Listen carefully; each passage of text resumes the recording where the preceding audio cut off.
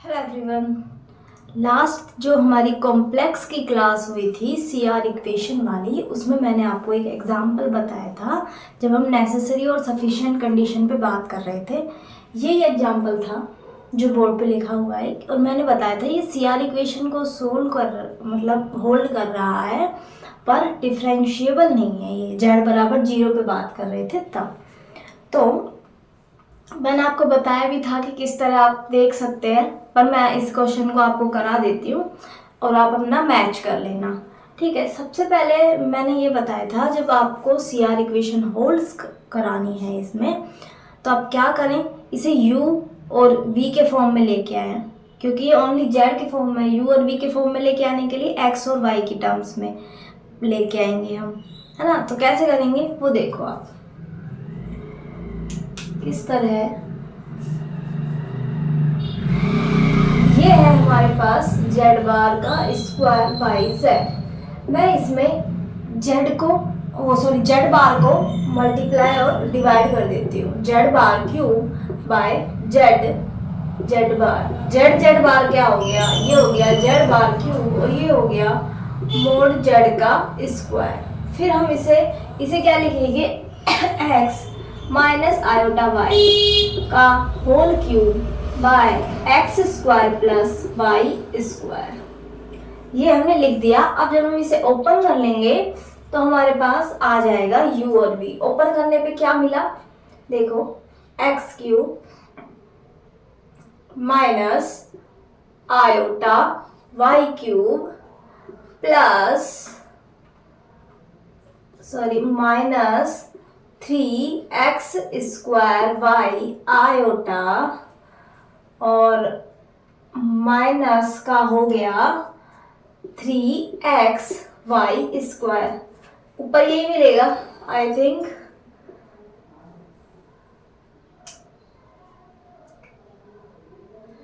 और नीचे हमारा x square plus y square है ही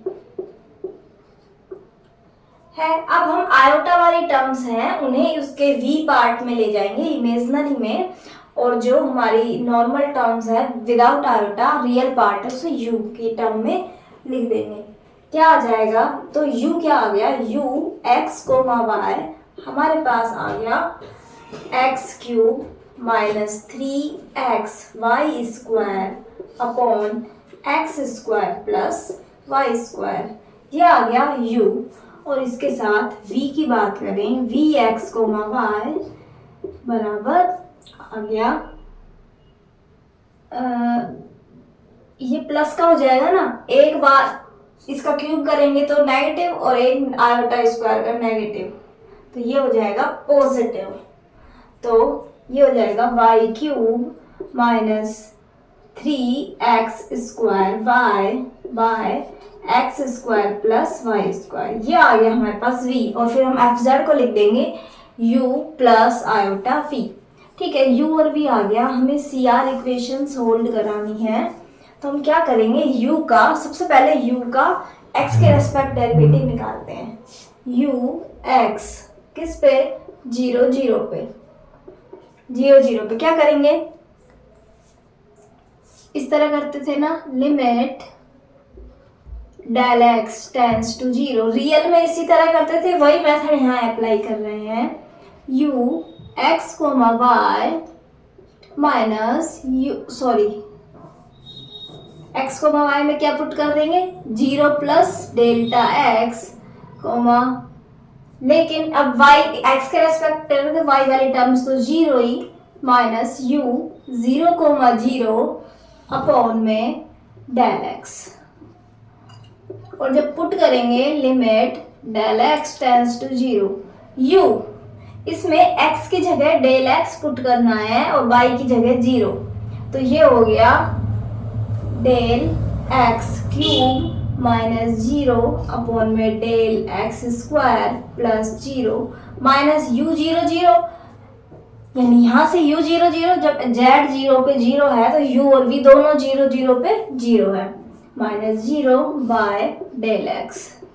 आया क्या, limit del x tends to 0 del x का होल क्यूब अपॉन में भी डेल एक्स का होल क्यूब बराबर limit del x tends to 0 1 1 पे लिमिट 0 कितनी भी लगाओ 1, जब ये एग्जैक्ट 1 आ गया तो यानी कि यू एक्स एट 0 0 हमारे पास आ गया 1। इसी तरह हम यू वाई निकालेंगे, वी एक्स निकालेंगे और वी वाई निकालेंगे। जैसे हम निकालते हैं यू एक्स लिखा है ना ये, तो वी वाई एट 0 0 तो क्या होगा लिमिट y में कर रहे हैं del y tends to 0 v 0 0 plus del y minus v 0 0 बटे में डेल y। अब आप डायरेक्ट ही पुट करके देख लीजिए del y tends to 0 v में पुट कीजिए, x को 0 पुट करना है, y को डेल y पुट करना है। ये वाली टर्म डेल क्यूब, ये टर्म 0, ये वाली 0, ये हो जाएगी डेल y का स्क्वायर, तो बच गया डेल y माइनस ये 0 बटे में डेल y और वही लिमिट आ गई 1। यहाँ से आ गया ना यू एक्स बराबर वी वाई और किस पे 0 0 पे बात कर रहे हैं, 0 0 पे क्या आ गई सेम आ गया 1 होल्ड हो रही है। इसी तरह जब आप यू वाई निकालेंगे एट 0 0 आप खुद करेंगे ये काम, इसकी वैल्यू आएगी 0 और वी वाई तो निकाल चुके ना, वी एक्स एट 0 0 बराबर भी 0 आ जाएगा। तो ये भी होल्ड हो जाएगी कैसे, u y बराबर नेगेटिव ऑफ वी एक्स और 0 बराबर माइनस 0 0 बराबर हो गया है ना। तो ये दोनों इसी तरह निकाल लेंगे और आप चेक कर लेंगे, ठीक है। तो यहाँ से हमने ये तो कह दिया कि इस क्वेश्चन के लिए, इस एग्जाम्पल के लिए जो CR इक्वेशंस हैं वो हमारी क्या हो रही हैं, होल्ड हो रही हैं आराम से। अब हम आगे चलते हैं और करते हैं इसके 0 पे डेरिवेटिव की बात, है ना। 0 पे डेरिवेटिव की बात करते हैं।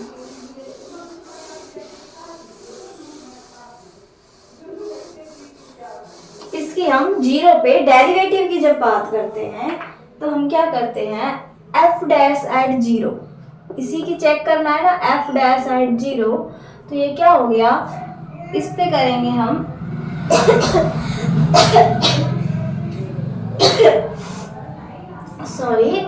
Limit z tends to 0 f of z minus f of 0 by z minus 0। इसी तरह निकालते हैं डेरिवेटिव की, वो पार्शियल डेरिवेटिव थे, ये प्रॉपर डेरिवेटिव है z के रेस्पेक्ट। तो हम क्या करेंगे limit z tends to 0 f z है हमारा ये z बार का square by z, f at 0, जब 0 है तो इसकी वैल्यू है 0 बटे z माइनस 0। तो ये आ गया हमारे पास limit z tends to 0 z bar का स्क्वायर बाई z स्क्वायर, ये आ गया।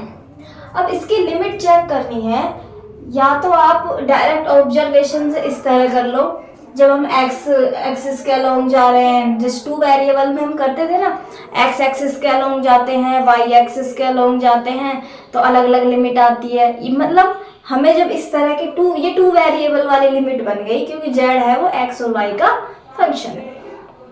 तो हम करते क्या है इस तरह की लिमिट्स में कि कोई भी एक कर्व लेते हैं, उस कर्व के अलोंग उसकी लिमिट पे जाते हैं, फैमिली ऑफ कर्व लेते हैं, एक कर्व नहीं फैमिली ऑफ कर्व, और यदि उस पे उसकी यूनिक लिमिट आ जाती है तो हम कुछ कह नहीं पाते। पर यदि वो किसी वेरिएबल पे या उसके जो फैमिली ऑफ कर्व बनाते हैं तो जो उसमें कांस्टेंट या वेरिएबल जो भी होता है उस पर डिपेंड्स कर जाती है, तो जो हमारी लिमिट हम बोल देते हैं यूनिक नहीं है तो ये एग्जिस्ट नहीं करता। तो इसी तरह मैं इसमें इसको पहले इस तरह लिखती हूँ, लिमिट z टेंस टू 0 या x comma y tends to 0, ये हो गया x माइनस आयोटा वाई का स्क्वायर बटे x प्लस आयोटा वाई का स्क्वायर, ये हो गया। अब मैंने कर्व लिया कौन सा, y बराबर mx, ये फैमिली ऑफ लाइंस है, y बराबर fx mx, m चेंज होता जाएगा, हमारी लाइंस चेंज होती जाएंगी और सारी लाइंस कहाँ से पास होगी, 0,0 से पास होगी, ये फैमिली ऑफ लाइंस है। अब इसमें m है, m के चेंज होते ही लाइन चेंज हो रही है, इसका मतलब हम किसी भी लाइन से आ रहे हैं और उसकी जो m क्या है, उसका ग्रेडियंट या प्रवणता, क्या बोलते थे, प्रवणता, वो है m। ठीक है, अब ये इसमें पुट करते हैं, यदि ये m पे डिपेंड हुई यानी इसके हर लाइन के अलोंग हमारे पास अलग अलग आएगा, और यदि m पे डिपेंड नहीं हुई तो हम कह देंगे कि लिमिट यूनिक आ रही, पर हम कह नहीं सकते, फिर इसके बाद हमारे पास ये भी बच जाते हैं, हो सकता है इस कर्व के अलोंग आ रही हो, ये तो लाइंस हैं, हो सकता है वो स्क्वायर वाले के आ रही हो, कहीं पैराबोला के आ रही हो, या एक्स क्यूब वाले कर्व के आ रही हो, बहुत सारे कर्व हैं, तो हमें तो सिर्फ डिस्कार्ड करना है, तो हमने ये ले लिया, इससे हो रहा है कैसे, हमने किया लिमिट फिर x टेंस टू 0, क्योंकि y को x की टर्म में लिख देंगे, x माइनस आयोटा mx का स्क्वायर बटे x प्लस आयोटा my का स्क्वायर, my नहीं mx, y की जगह mx पुट कर दिया।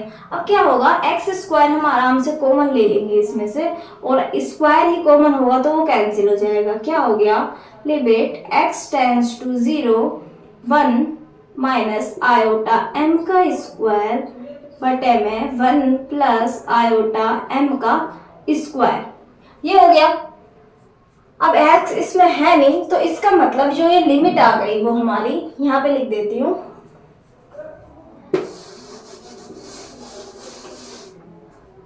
इसका मतलब हमारी जो ये है वो लिमिट आ गई, लिमिट इसकी वैल्यू आ गई 1 माइनस आयोटा m का square upon 1 plus iota m का स्क्वायर, ये आ गई, जो हमारी डिपेंड कर रही है किस पे, this depends on m, depends on m,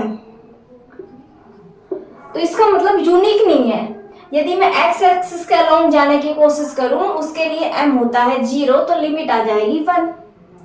यदि मैं y एक्सिस के लिए बात करूं, मैं y एक्सिस की तरह से आऊं पॉजिटिव y एक्सिस से, तो उसके लिए होती है 1 होती है ना, तो मैं 1 लगा दूं तो 1 माइनस आयोटा का स्क्वायर अपॉन 1 प्लस आयोटा का स्क्वायर आ जाएगा, और ये बन जाएगा शायद -1 बन जाएगी, तो लिमिट आ जाती है जैसे -1, तो ये m पे डिपेंड कर रही है लिमिट।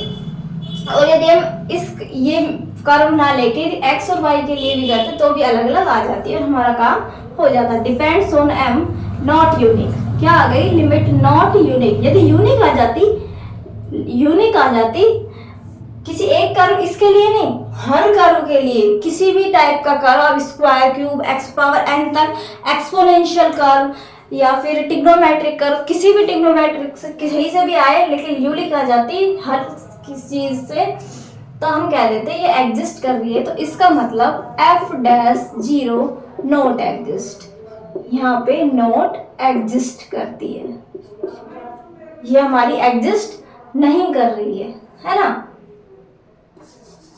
ये एग्जिस्ट नहीं कर रही है। इसका मतलब जो हमारी CR इक्वेशंस हैं वो नेसेसरी कंडीशन है, सफिशिएंट कंडीशन नहीं है, हमने पढ़ लिया था।